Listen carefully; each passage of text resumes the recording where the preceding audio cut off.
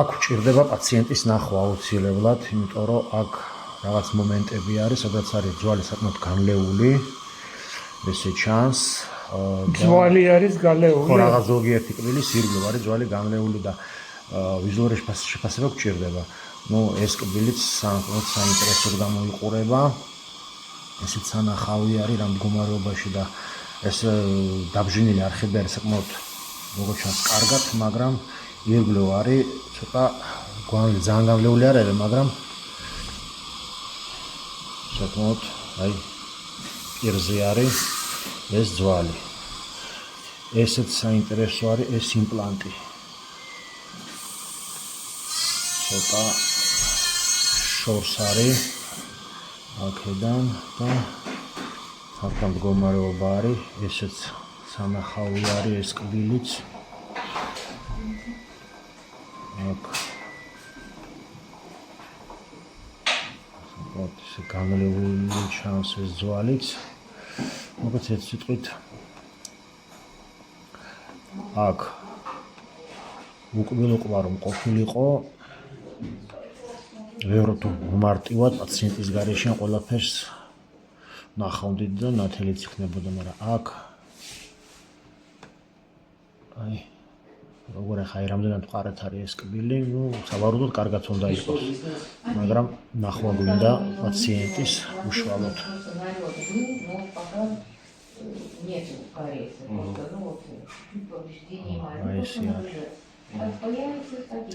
ეს არის ჩვენი პირველი ის, აქაც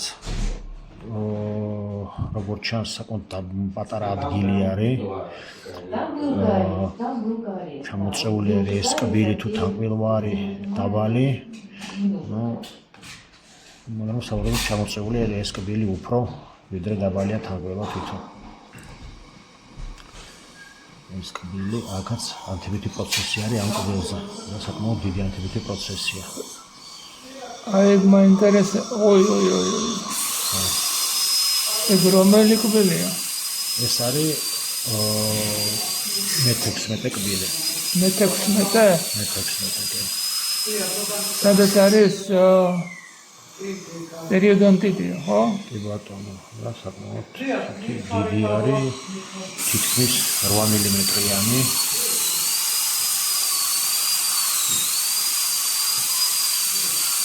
სადღაც 8-4-ზე არის, ანუ საკმაოდ დიდია.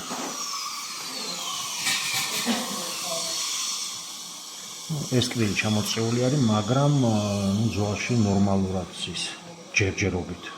გამომდინარე იქიდან რომ ქვემოდან არა აქვს, ხო? ხო, იმის გამო რომ ქვემოთ არა არის კბილი, ესე იცია ხოლმე კბილება, ჩამოიწევიან ქვევით ხოლმე.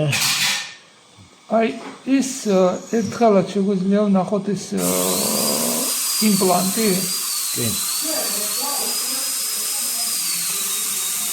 იმპლანტი ნორმალურად დგას.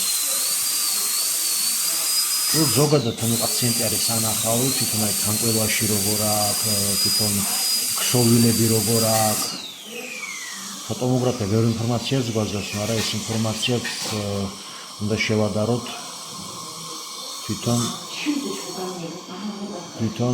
უშუალოდ პაციენტის მდგომარეობას.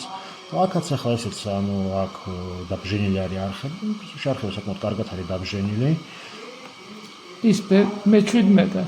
მე-16. ახლა მაგ საუბარი 46-ზე. ხო, იქ გასაგებია იქ არის ანთება, მაგრამ ის ცოცხალი იყო?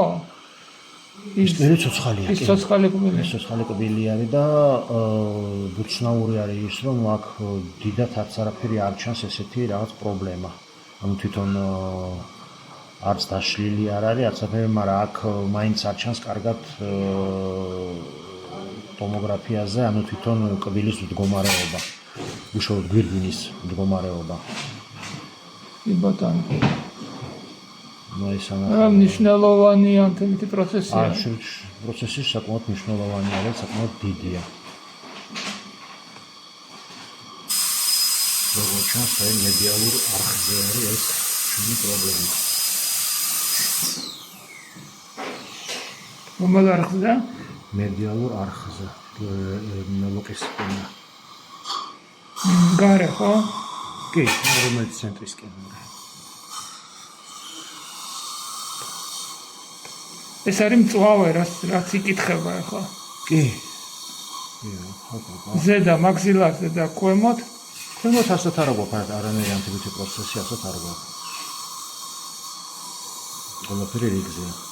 და ძვალზე საუბრობდით, ხო ძლის მდგომარეობა ყველა. ძლის მდგომარეობა, ახლა ეს უნდა პაციენტი უნდა ვნახოთ და შევაფასოთ უკვე უშუალოდ პირის ზღურში როგორაა.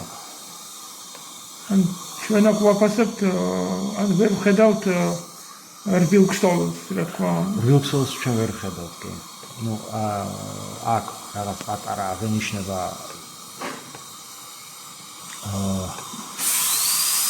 მცირე ძვლის განლევა, მაგრამ ახლა ესეთი არაფერი შემთხვევაში რაღაცა ძალიან მძიმე არაფერი არ არის. მდგომარეობასთან არ არის აქ მძიმე არაფერი არ არის, როცა ყურადღებაა. ანუ უნდა პაციენტმა უნდა მიაქციოს ყურადღება თავის ხრძილებს. ანუ სამ რაღაც ანთება არ იყოს, წმენდები ჩაიტაროს და ასე შემდეგ, რომ სუფთად რომ იყოს პირის ზღურო და ეს ყველაფერი არ ვითარდებოდეს.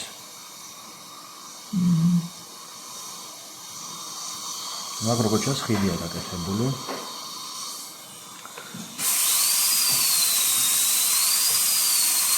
პინაკვილებზე და ნუ აქაც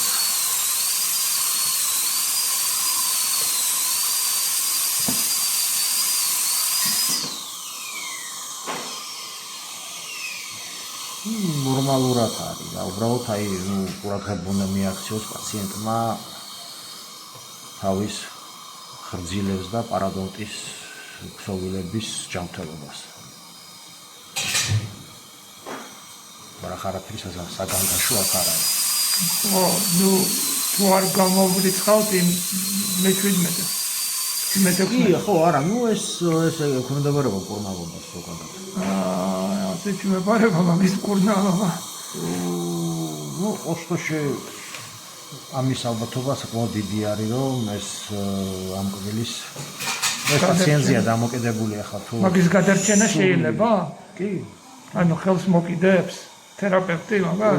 თერაპევტმა უნდა ნახოს და გადაწყვეტავს, მაგრამ ნუ სავარაუდოდ არხების დაბჟენა არის, ხო, ერთადერთი გამოსავალი? კი, გასაწმენდი არხები დასაბჭო. და რა ვიცი, თუ გადარჩება მაგითი ანთებითი პროცესი თუ ჩაქრება? კი, და მე კონტროლი. მე ნახევარ წელიწადში კონტროლი. რამდენად? კეთილი. კაი, მადლობა.